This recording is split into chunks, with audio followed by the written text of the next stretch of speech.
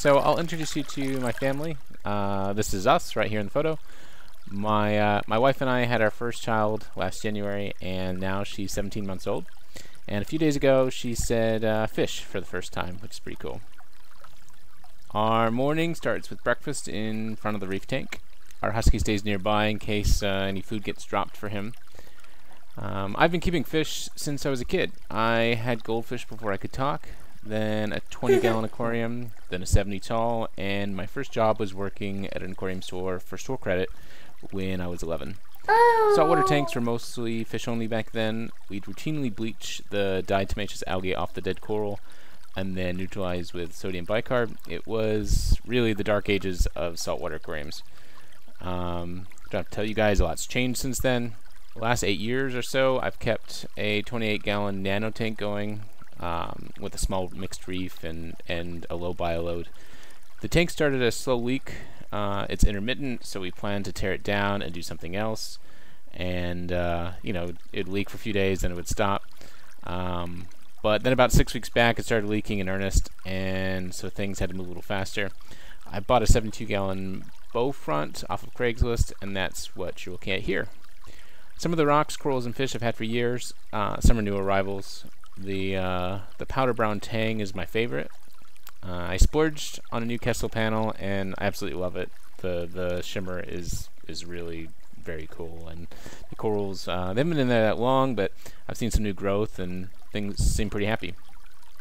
But this is temporary housing. I don't have any real nutrient export system. The tank has no overflow, just a hang on the back and a canister. I've got no skimmer.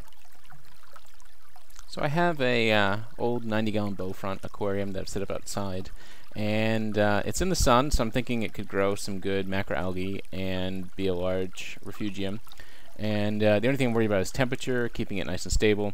So I've got a temperature controller and a couple fans, and so I'm testing it out with tap water right now to see the temperature swings. So I'll have to do another video just on that, see how it goes, and if I learn anything that works, then I can share it with you guys. But ultimately, I think an indoor refugium lit by like a Kessel LED, and I think that's probably where I end up. But right now sunlight's free, and I have an old tank, so I'm gonna mess around with this as an experiment. But kind of back to where I want to put my fish and corals. Like I said, they're in temporary housing right now. I think my dream tank is a rimless 6 foot by 2 foot by 30 inches tall, low iron glass peninsula tank. 200 gallons is big, but it's not unmanageable, and enough to keep it interesting and have some pretty cool fish in there and a variety of corals. You only really need 2 AP700s on there, so it's not too hard on the electric bill. I love seeing the water surface ripples and waves on a rimless tank. Peninsulas, you keep 3 sides of the glass clean, and so you don't have all that growth on the back like you do what you're typically staring at on a normal tank. And so I really like peninsulas, and I think they're awesome to look at. And they kind of look suspended in the room, because you have that 3 sides of clean glass, and you have more places you can have furniture to view it on one side, and then a hallway in the other. And so yeah, I think that's my dream tank. The tanks I have right now are all production tanks. They're all used. They're getting a little older. The JVJ, an all-glass aquarium, a couple of Visios. They're all in different stages of failure. The JVJ leaks due to some poor silicone work at the factory. The all-glass aquarium that you're looking at it's 12 years old, but it's still going strong. The top cross brace looks a little discolored, and it's a little brittle. So careful with it, and I'm kind of wondering how much life it has left in it. But the 90-gallon bow front outside, I'd only put water in it outside. Its cross brace and bottom frame have multiple cracks. This 180-gallon Visio I have, it's not that old, but it's got a salt leak between the 2 layers of glass on the center cross brace, and so it's ugly, and it makes reef lighting problematic. There's more light bouncing back right now than goes through the top brace, so none of these are really candidates for my display tank. Certainly not my dream tank.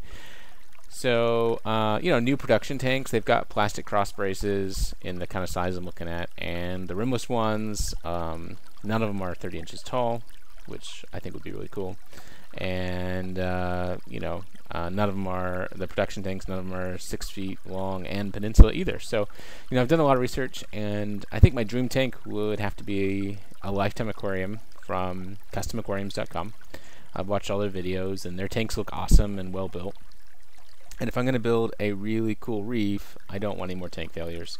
You know, you put a lot of time and energy and money into a reef tank, so, you know, I really want it to be a gorgeous lifetime aquarium. Something that's at the center of our home, between the kitchen and family room. And so, yeah, that's where I am right now. That's thinking about taking the plunge. So I'll let you know what happens next, and hopefully with another video. And if you like this, hit like. If you want to see what happens next, subscribe, and thanks for watching.